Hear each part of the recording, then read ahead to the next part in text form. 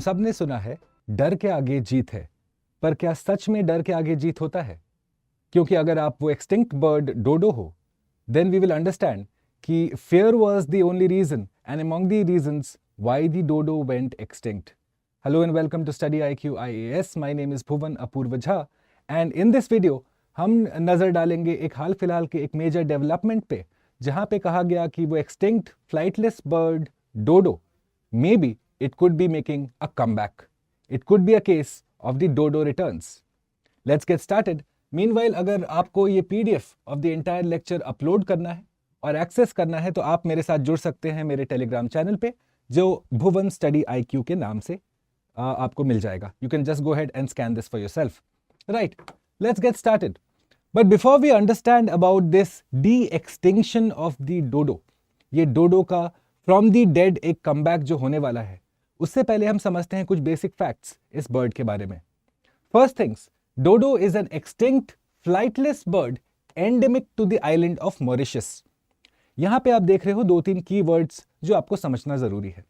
पहला चीज, एक्सटिंक्ट मतलब अब वो पाया नहीं जाता है. फ्लाइटलेस मतलब वो उड़ नहीं सकता. And third is the term endemic. Endemic का अर्थ क्या होता है, we will discuss in the video going forward. अगर हम इसी तरह के दूसरे फ्लाइटलेस बर्ड्स की बात करें, फॉर एग्जाम्पल आपका एक बर्ड है कीवी, जो कि एंडेमिक है न्यूजीलैंड के. Okay, similarly you find ostrich, जो आपके सवाना या साहेल रीजन ऑफ अफ्रीका में पाया जाता है. Similarly you find emu, which you find in Australia. Okay, and then you find the penguin, जो कि ऑब्वियसली हम और आप जानते हैं कि ये मेजरली साउथ पोल के पास मिलता है.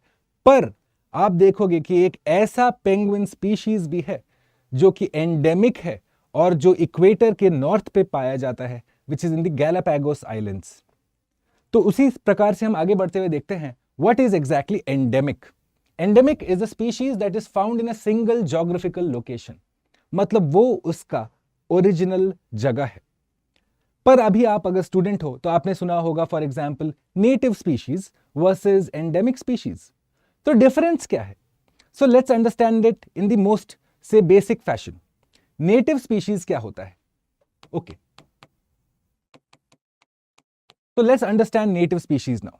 नेटिव स्पीशीज वो सारे प्लांट्स और एनिमल्स हैं जो एक एरिया में आपको मिलेंगे because of a naturally occurring phenomenon. मतलब वो जनरल एवोल्यूशन के प्रोसेस में वो वहां पे डेवलप होते हैं और इवॉल्व होते हैं. So that is a native species. Okay, now they may not be influenced by any type of human behavior or intervention. Okay, वो एक नेचुरल एवोल्यूशनरी प्रोसेस का हिस्सा है.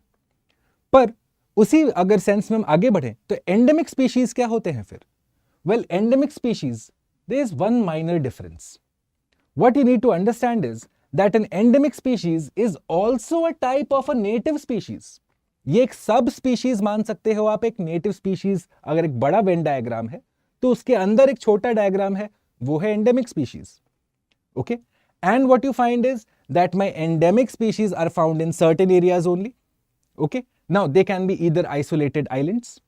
ठीक है, और आप देखोगे कि एक परफेक्ट कंडीशन डेवलप होना चाहिए ताकि मेरे एंडेमिक स्पीशीज डेवलप हो सके.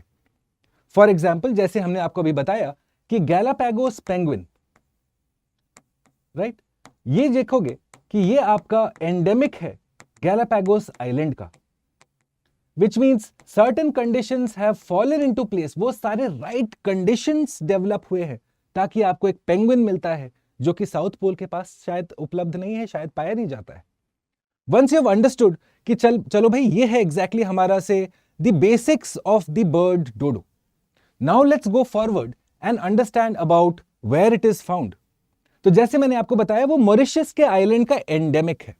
अगर मॉरिशस की हम बात करें तो you will find that this is a tiny island that is situated in the Indian ocean east of, well, what is this island? Very quickly my friends, अगर आप ये पहचान पाते हो ये island, you will know that this is the island of Madagascar. Okay, so east of Madagascar. और अगर आप ज्योग्राफी के दौरान आपने सुना होगा ये सारे आइलैंड्स का नाम, मैस्करीन आइलैंड्स. जब हम इंडियन मॉनसून की बात करते हैं तो मॉनसून के से परिप्रेक्ष्य में Mascarene islands hold a lot of value. और मॉरिशस का आइलैंड मैस्करीन आइलैंड्स का एक पार्ट है. Okay, you also find that from the current affairs perspective the Chagos archipelago dispute, correct, इस आर्किपेलागो का डिस्प्यूट मॉरिशस और यूनाइटेड किंगडम के बीच काफी दिनों से चल रहा है.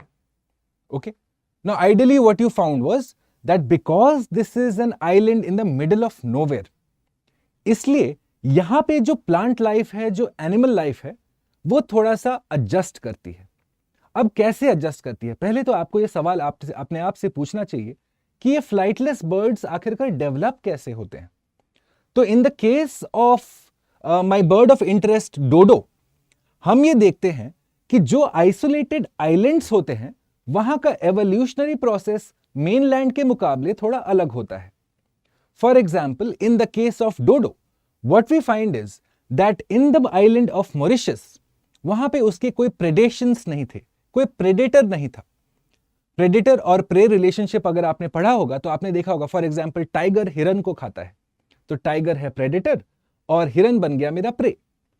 सिमिलरली आप देखोगे कि मॉरिशस के आइलैंड में वहां डोडो का कोई प्रे नहीं था. तो एवोल्यूशन के प्रोसेस से उसको कुछ एडेप्टेशंस इवेंचुअली मिली.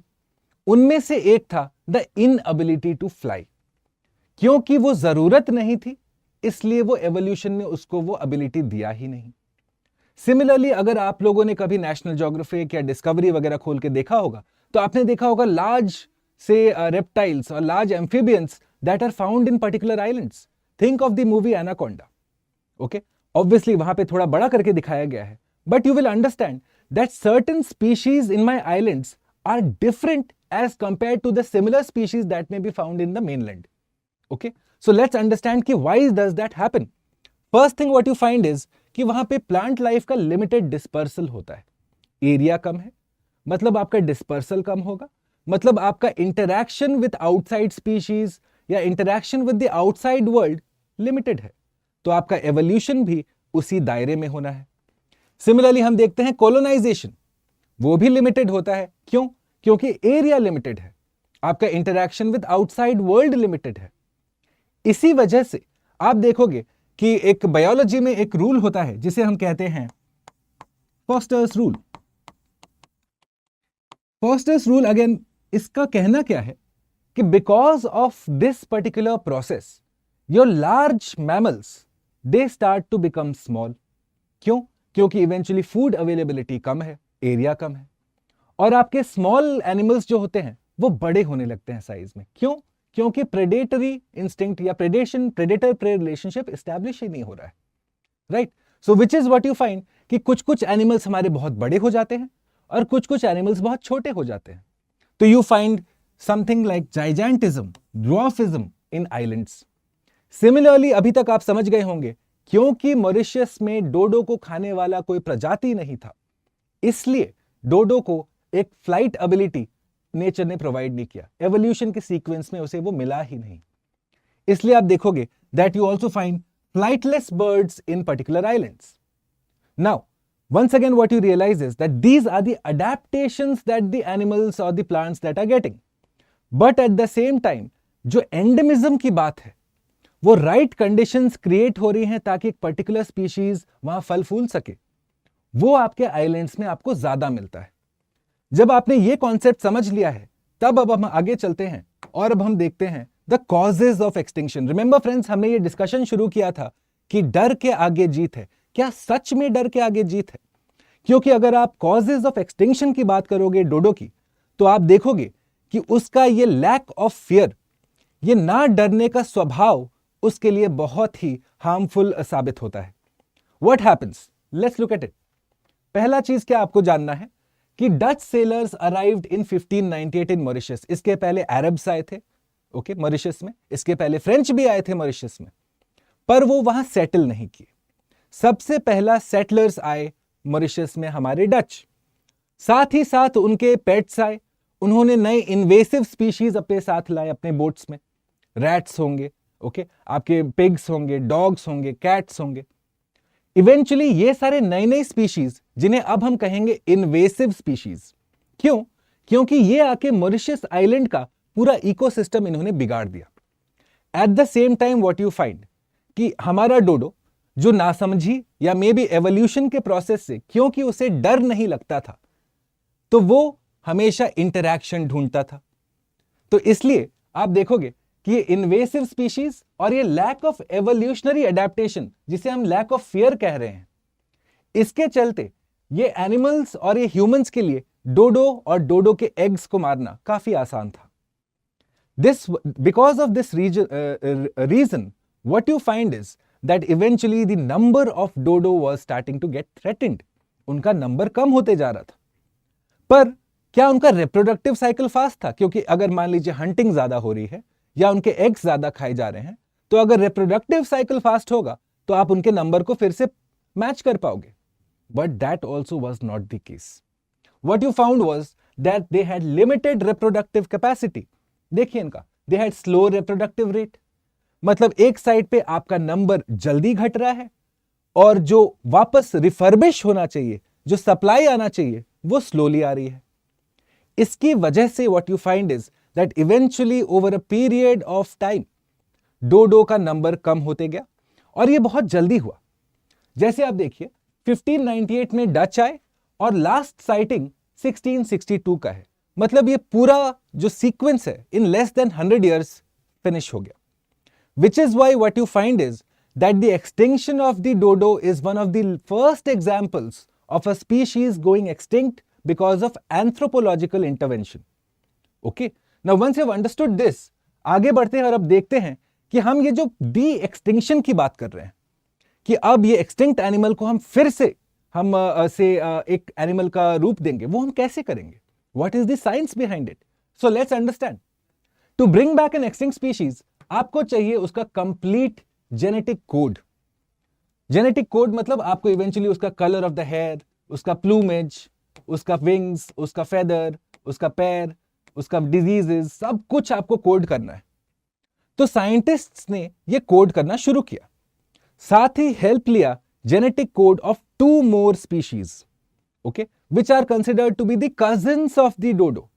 एक जो ऑलरेडी एक्सटिंक्ट हो चुका है, जिसे हम कहते हैं रोड्रिगेज सॉलिटेयर, ये पाया जाता था आपका गैलापागोस आइलैंड में। ओके, वहां पे ये ऑब्वियसली एक्सटिंक्ट हो चुका है, पर इसका जेनेटिक सीक्वेंस अवेलेबल है साइंटिस्ट्स के पास। और more importantly from the exam perspective, आपको ये जानना जरूरी है कि एक पर्टिकुलर बर्ड वैरायटी है हमारे अंडमान एंड निकोबार में जो पाया जाता है, जिसका जेनेटिक कोड यूज किया जा रहा है for bringing back the dodo, और उस बर्ड का नाम है the Nicobar pigeon. The Nicobar pigeon dodo's cousin, near threatened है IUCN के रेड लिस्ट में, और इसका भी आपने जेनेटिक सीक्वेंसिंग कर लिया है। उसके बाद हमने निकाला प्राइमोर्डियल जर्म सेल्स। सुनने में बहुत बड़ा शब्द है, सिंपल शब्दों में मैं बताऊं तो ये एक प्रिकर्सर होता है एक स्पर्म और एक एग का। ऐसा समझ लीजिए कि before a sperm and egg get formed, first you have the primordial germ cells that get formed. तो वो भी हमारे पास अवेलेबल है। मतलब from the science perspective, in theory we have all that we require to make a dodo come to life. Okay, तो ये PGCs जो प्राइमोर्डियल जर्म सेल्स हैं, ये इनको हम एडिट करेंगे और उसके बाद हम डालेंगे इनको एक स्टेराइल चिकन और रूस्टर के अंदर, जहां से इन थ्योरी जो प्रोजेनी निकल के आएगा वो एक डोडो होगा। Correct? So this is the science that is simplified for you in this video by Study IQ as to how a dodo will be brought back from the dead. Okay? और ये sterile chicken और rooster, इनको हम कहेंगे inter species surrogates, because again हम एक नई species जो ऑलरेडी लुप्त हो चुका है उसको लाने की कोशिश कर रहे हैं। Once you have understood this, more importantly, the Nicobar pigeon must be an important concept for you. वो हम डिस्कस करेंगे, but before that, very quickly, let me inform all those of you who are preparing for the civil services. The SIP Plus Success in Prelims Plus program by Study IQ, that is going live. Already batches are underway. और अगर आप समझ पाते हैं the way we communicate here, the focus on concepts, more importantly, अगर आप मेरे videos follow करते हो, I always make sure I leave you with a question, which is again the question solving ability for a student. यही दो चीज जाके आपके एग्जामिनेशन में काम आते हैं, आपका नॉलेज बेस और आपका question solving ability. and which is why the SIP Plus program is of utmost relevance to any serious candidate. 50 daily सवाल आपको दिए जाएंगे, टॉपिकल सवाल, साथ में full length tests in GS, CSAT, आपको बुक्स प्रोवाइड किए जाएंगे in PDF format, all of that coming to you as you prepare for the civil services prelims examination in May 2024. Use the code BA Live so that you get allotted to my batch, और फिर हम और आप साथ में शुरू करेंगे आपके environment की तैयारी, right? Okay, let's go forward. और अब हम बात करेंगे अंडमान अपने निकोबार पिजन की. Okay, now you realize कि निकोबार पिजन कितना इंपॉर्टेंट है, क्योंकि डोडो को वापस लाने में इसकी एक अहम भूमिका है. तो let's understand the distribution. Andaman and Nicobar Islands, obviously. You also find them in Indonesian archipelago, Solomons and Palau. आप माइक्रोनेशिया, पॉलिनेशिया की तरफ पहुंच गए. तो इसका एक वेरीड डिस्ट्रीब्यूशन है. अगर आप IUCN के रेड लिस्ट के हिसाब से देखोगे तो ये नियर थ्रेटेंड माना जाता है. Okay, as compared to see the dodo, extinct, Rodriguez solitaire, extinct. Okay, it is the only living cousin of the extinct birds like the dodo, the Rodriguez solitaire of Madagascar, and the spotted green pigeon of the Pacific Islands. ठीक है? Which is why this becomes very important for us and obviously for you as you prepare for your examination. Okay? It is classified as nearly threatened, and one more thing that you should be aware of. अब देखिए, ये birds के beaks होते हैं, पर इनके पास चबाने के लिए कुछ नहीं होता है, ग्राइंड करने के लिए कुछ नहीं होता है. तो नेचर ने इनको क्या दिया है? इनके पेट में गैस्ट्रो इंटेस्टाइनल ट्रैक्ट में एक पत्थर होता है जिसे हम कहते हैं द गिजार्ड स्टोन. और इस पत्थर का वैल्यू क्या है कि ये इनको चबाने में हेल्प करता है, खाने को तोड़ने में हेल्प करता है, which is what you also find in the Nicobar pigeon. Okay, very very important. आप देखोगे कि गिजार्ड स्टोन को काफी वैल्यू है, काफी डिमांड है as jewellery in various markets. Okay, so this is the Nicobar pigeon. Now let's go ahead and understand the challenges to de-extinction. क्योंकि ठीक है, हमने डिस्कस किया the history कि कैसे साइंस होगा, but then let's understand the connotations. क्या issues arise हो सकती हैं. सबसे पहला, will the gene edited version be a dodo or a dodo-esque creature? क्योंकि let's go back now. हमारा डोडो एक्सटिंक्ट क्यों हुआ था? क्योंकि आपका उसका हैबिटेट डिस्ट्रक्शन हुआ. लोग आए, साथ में एनिमल्स लाए, रॉडेंट्स लाए, और उन्होंने जाके डोडो को मार दिया, उन्होंने डोडो को एक्सटिंक्ट कर दिया. क्या आज वो सिचुएशन बदला है? नहीं. तो आज अगर आप डोडो को लेके आते हो, पहली बात, क्या वो सिर्फ एक थ्योरी में डोडो होगा, या will it be an actual replica of the dodo that existed? And by replica मैं कहना चाह रहा हूं, क्या उसका बिहेवियर भी वैसा ही होगा, या सिर्फ देखने में डोडो होगा वो? दूसरा, क्या हमने ये सोचा है कि आज के टाइम जब हम उसको वापस मॉरिशस में इंट्रोड्यूस करेंगे तो क्या चीजें बदली हैं? Absolutely not. आज भी और भी प्रेशर्स हैं, और एंथ्रोपोलॉजिकल प्रेशर्स हैं, और नए स्पीशीज आ चुके हैं. और हमको पता है कि नेचर ने डोडो को, क्योंकि उसको डर नहीं लगता था, तो उसको विंग्स नहीं दिए. तो ये क्या एक्सरसाइज एक लूजिंग कॉज के लिए है? क्योंकि इवेंचुअली वो नया डोडो जिसको आप इंट्रोड्यूस करोगे उसको भी शायद वही प्रॉब्लम्स का, चैलेंजेस को सामना करना पड़ेगा. Correct. Number 3, ecological niche. Niche का अर्थ ही होता है कि एक पर्टिकुलर स्पीशीज का functional role in an area.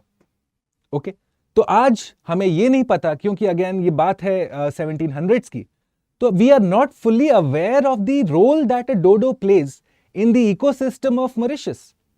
वो इंफॉर्मेशन जाने बगैर अगर आप एक प्रोजेक्ट लॉन्च करते हो, that is doomed to fail. Okay, let's look at it. Resource allocation. Now this is again major challenge, क्योंकि एक साइड पे बहुत पैसे आप खर्च रहे हो to bring back the dodo from the dead. Some people will ask whether वो जो पैसे आप लगा रहे हो डोडो को वापस लाने में, can you not use it for saving the existing endangered species? So resource allocation का भी एक moral connotation है यहां पे. And finally आप देखोगे the anthropogenic factor, that there is an ethical consequence to it, क्योंकि आप एक evolution के process को undo करना चाह रहे हो. Eventually आप देखोगे survival of the fittest पे आपका evolution चलता है. Dodo was unfit, which is why it went extinct. Are you trying to play God? Is the humanity looking to play like a god by bringing back a species and undoing the process of evolution? right? So these are the major challenges that are expected to come up and that I want you to identify and appreciate. Okay? चलिए, जैसे मैंने आपको कहा था, हर video के अंत में मैं आपके लिए लाता हूं सवाल, ताकि आपका टाइम एक आउटकम बेस्ड लर्निंग की तरफ हो. So let's look at question number 1. Mauritius lies to the east of Madagascar. Mauritius is a part of Mascarene Islands. The dispute over Chagos Archipelago involves Mauritius and France. आप हमें बताएंगे incorrect answer कौन सा है. और question number 2, lack of fear, lack of capacity to fly, climate change, hunting. इनमें से कौन सा रीजन वो नहीं है जिसके चलते डोडोज एक्सटिंक्ट हो गए. ओके, अगर आपने लेक्चर फॉलो किया होगा, ये बहुत ही आसान सवाल है. आप अपने आंसर्स मेरे लिए नीचे कमेंट बॉक्स में छोड़ दीजिए. और अगर आप ये पूरे डिस्कशन को अप्रिशिएट और समझ पाए, do consider leaving me a like. All right my friends, with that I will wrap this up. Go ahead and connect with me on my Instagram channel that goes by the name of Bhuvan Study IQ. अगर कोई भी doubt हो, I'll be happy to help you out there. Till I see you in the next video. Thanks for watching. Bye.